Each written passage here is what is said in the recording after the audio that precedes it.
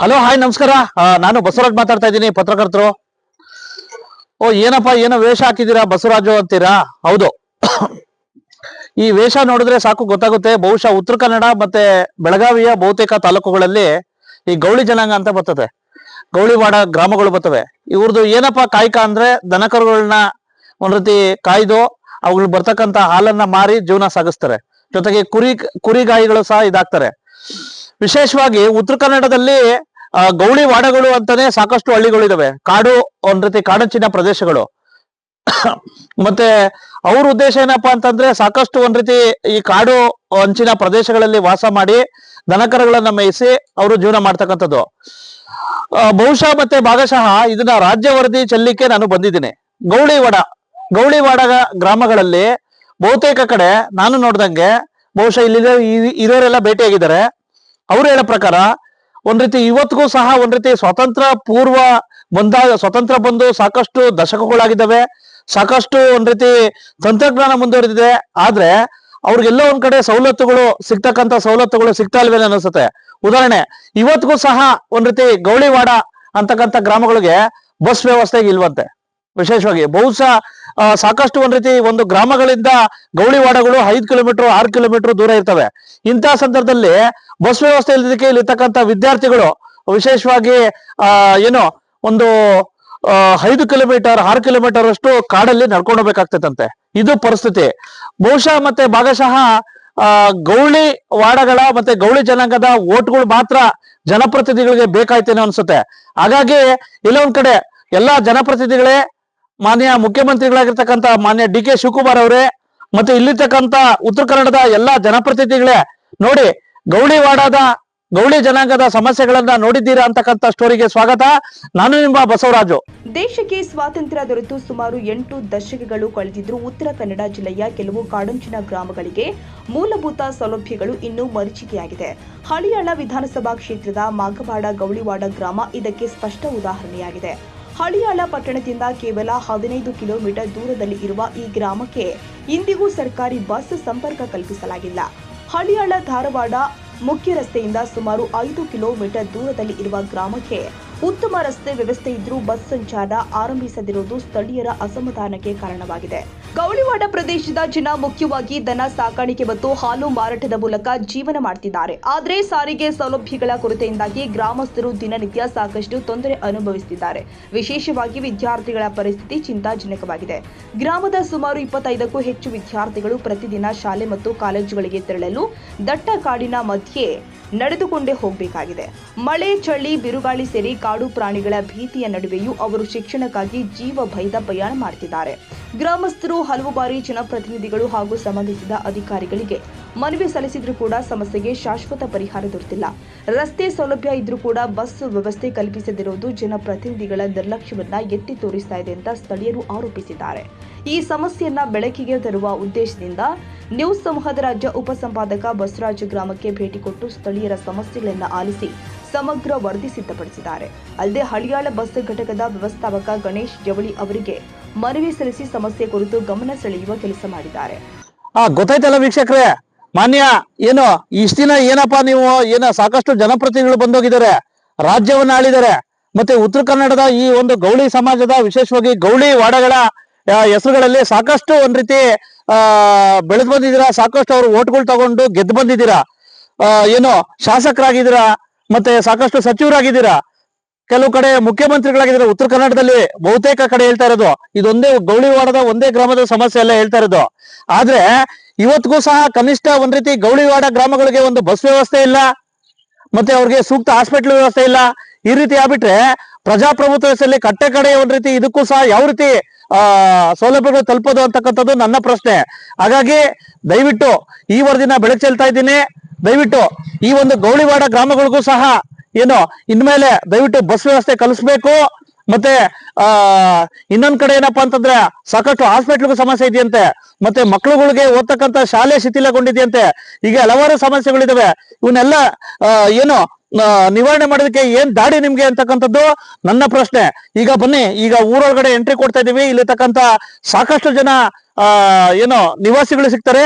Sir, ವಿಶೇಷವಾಗಿ ತಾವು ಸಹ ಗೌಳಿ ವಾಡದ ಒಂದು ಇಲ್ಲೇ ವಾಸಸ್ಥರು ವಿಶೇಷವಾಗಿ ಏನೇನ್ ಸಮಸ್ಯೆಗಳು ಇದಾವೆ ನಾರ್ಮಲ್? ಸರ ಶಾಲಿ ಮಕ್ಕಳಿಗೆ ಬಸ್ ಇಲ್ಲ, ಓಕೆ ಬಸ್ಸಿನ ಸೌಕರ್ಯ ಇಲ್ಲ. ಓಕೆ ಆಮೇಲೆ ಊರಾಗ ಚರಂಡಿ ಇಲ್ಲ. ಹಾ ಆಮೇಲೆ ಊರಾಗ ರಸ್ತೆಗಳು ಸರಿಯಾಗಿಲ್ಲ. ಓಕೆ ಆಮೇಲೆ ಶಾಲಿಗಳು ಹಳೆ ಶಾಲಿ ಒಂದಿದೆ, ಹಾ 1ನೇದಿಂದ 4ನೇ 5ನೇ ಮಠ. ಹಾ ಅದು ಬೆಳಿಗ್ಗೆ ರೂಮ್ಗಳೆಲ್ಲ ಪೂರ್ತಿ ಇದಾಗ್ಯಾವ, ಡ್ಯಾಮೇಜ್ ಆಗ್ಯಾವ. ಓಕೆ. ಅದು ಒಂದ್ ಸ್ವಲ್ಪ ಬ್ಯಾರೆ ಶಾಲಿಗಳು ಆದ್ರೆ ಅದ ಕಂಪೌಂಡ್ ಎಲ್ಲ ಸರಿಯಾಗಾದ್ರೆ ಚಲೋ ಒಳ್ಳೇದಂತ. ಅಲ್ಲ ಇಲ್ಲಿವರೆಗೂ ಸಹ ಬಸ್ಸೇ ಬಂದಿಲ್ಲ ಊರಿಗೆ ಬಸ್ಸೇ ಬಂದಿಲ್ಲ. ಇಲ್ಲ ಸ್ವತಂತ್ರ ಬಂದು ಇಷ್ಟೆಲ್ಲ ಇದಾದ್ರು ಇಲ್ಲ ಇಲ್ಲ ಇಲ್ಲ ರಸ್ತೆ ಎಲ್ಲ ಬರೋಬರಿ ಇದೆ. ರಸ್ತೆ ಬರೋಬರಿ ಇದೆ. ಬಸ್ ಬರೋದಕ್ಕೇನು ದಾರಿ ಏನ ನಾವು ವಿಚಾರ ಮಾಡಿದ್ರ ಅವ್ರ ಜನಸಂಖ್ಯೆ ಜಾಸ್ತಿ ಬೇಕು, ಹಾ. ಅದು ಬೇಕು ಇದು ಬೇಕು ಅಂತ ಹೇಳ್ತಾ ಇದಾರೆ. ಓಕೆ. ಎಷ್ಟು ಜನ ಇದೆ ಇಲ್ಲಿ? ಜನ ಒಂದ್ 200 ಜನಸಂಖ್ಯೆ, 200 ಪ್ರತಿ ದಿವಸ ವಿದ್ಯಾರ್ಥಿಗಳು ಎಷ್ಟು ಜನ ಹೋಗ್ತಾರೆ? ಸುಮಾರು ಒಂದ್ 20ರಿಂದ 30 ಮತ ಹೋಗ್ತಾರೆ. 30 ಜನ ವಿದ್ಯಾರ್ಥಿಗಳಿದ್ರು ಸಹ ಯಾರ ಗಮನಕ್ಕೆ ತಗೊಂಡ್ಬಂದಿದ್ರ? ಯಾರು ತಗೊಂಡ್ಬರ್ಲಿಲ್ರಿ. ಅಲ್ಲ ಈಗ ಒಂದ್ ವೇಳೆ ಇಲ್ಲಿರ್ತಕ್ಕಂಥ ಜನಪ್ರತಿನಿಧಿಗಳಿಗೆ ಏನು ಗಮನಕ್ಕೆ ತಗೊಂಡ್ಬಂದಿದ್ರ? ಇಲ್ಲ ಇಲ್ಲ ಇಲ್ಲ ಇಲ್ಲ ಇಲ್ಲ. ಅವರು ಸಹ ಇಲ್ಲಿ ಬಸ್ ಕಲಿಸ್ಬೇಕು ಅಂತ ಯೋಚನೆ ಮಾಡಿಲ್ಲ. ಮಾಡಿಲ್ಲ. ಓಕೆ. ಇಷ್ಟು ಜನ ಹೇಳಿ ಅಂಕಲ್, ಏನೇನ್ ಸಮಸ್ಯೆ ಇದೆ? ಈಗ ರಸ್ತೆ ಇಲ್ಲ, ಹಾ ಒಂದ್ ಸ್ವಲ್ಪ ಕರೆಂಟ್ ಇದೆ, ಹಾ ಒಂದ್ ಸ್ವಲ್ಪ ಇದು ಬಸ್ಸಿಂದ ಹಾ ಎಲ್ಲ ತೊಂದ್ರೆ ಅದೇ. ಹೌದಾ?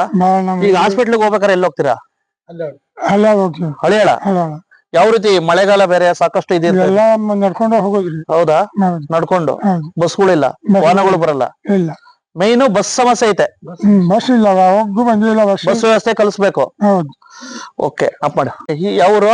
ನಮ್ದು ಮಗವಾಡ ಗೌಳಿವಾಡ. ಹೇಳಿ ಅಂಕಲ್, ಏನೇನ್ ಸಮಸ್ಯೆ ಇದೆ? ಈಗ ಇವ್ರು ಹೇಳ್ದಂಗ ಇದು ಎಲ್ಲ ಸಮಸ್ಯೆ ಇದೆ. ಹಾ ಮತ್ತು ಇವು ಅಧಿಕಾರಿಗಳು ಇಲ್ಲಿ ಬರುದು ಯಾವಾಗ ಅಂದ್ರೆ ಓಟ್ ಕೇಳಿದಾಗ ಅಷ್ಟೇ ಬರೋದು.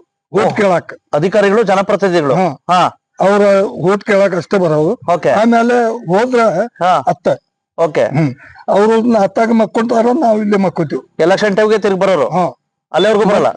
5 ವರ್ಷಕ್ಕೆ ಅವ್ರು ಮತ್ತೆ ಬಂದಾಗ ಅವ್ರನ್ನ ಮಾರಿ ನೋಡಿ. ಓಕೆ. ಹಿಂಗ ಯಾವ ರೀತಿ ಆಗ್ಬಿಟ್ರೆ ಯಾವ ರೀತಿ ಅದ ನಮಗ್ ಗೊತ್ತಿಲ್ಲ. ಓಕೆ. ಅದ ಏನೇನ ಅವ್ರು ಮಾಡ್ತಾರ ಆ ಕಡೆ, ಬರೇ ಓಟ್ ತಗೊಂಡಾಗ ಅಲ್ಲಿ ಕುಂದಿರ್ತಾರೋ ಏನ್ ಮಾಡ್ತಾರೋ ಏನ್ ನಮ್ಗ್ ಗೊತ್ತಿಲ್ಲ. ಓಕೆ. ಒಟ್ಟಾರೆ ಇವೆಲ್ಲ ಸಮಸ್ಯೆಗಳು ನಿವಾರಣೆ ಆಗ್ಬೇಕು. ಮೇನ್ ಬಸ್ ಸಮಸ್ಯೆ ಸುಧಾರಣೆ ಆಗ್ಬೇಕು. ಬಸ್ ಸಮಸ್ಯೆ ಆಗ್ಬೇಕು, ಹಾಸ್ಪಿಟಲ್ ಆಗ್ಬೇಕು. ಓಕೆ.